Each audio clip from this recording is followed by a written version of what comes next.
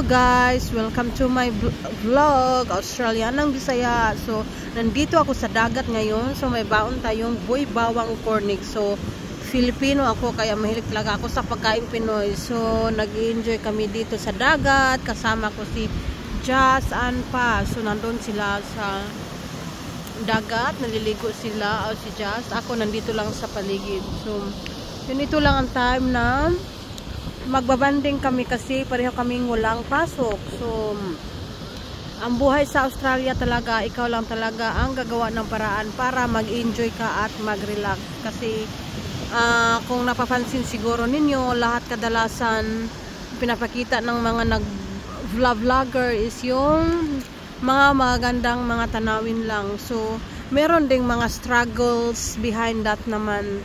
Na kung pwede pa lang din naman gagawan ko ng video, no? So, mabaka one day.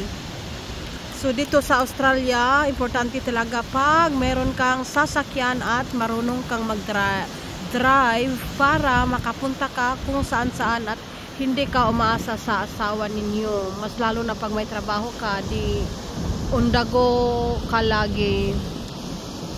Punta ka sa work. So, yan. Ang sasakyan dito is needs talaga, hindi siya wants. Kasi pag wala ka rin sasakyan, hindi ka rin makarating sa pupuntahan mo, kasi bihira lang yung bus dito sa amin. So ako nakatira dito sa South Coast, mga 2 hours and half sa city, sa Sydney.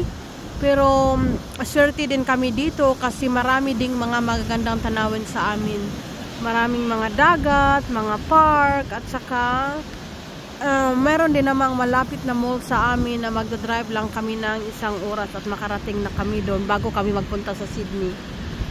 So, yan. Ito ang buhay sa Australia. Kung wala ka rin na namang trabaho, hindi ka rin naman mag-i-enjoy kasi kailangan mo ng pera talaga. So, diba? Nandito na yung magnanay. Bye!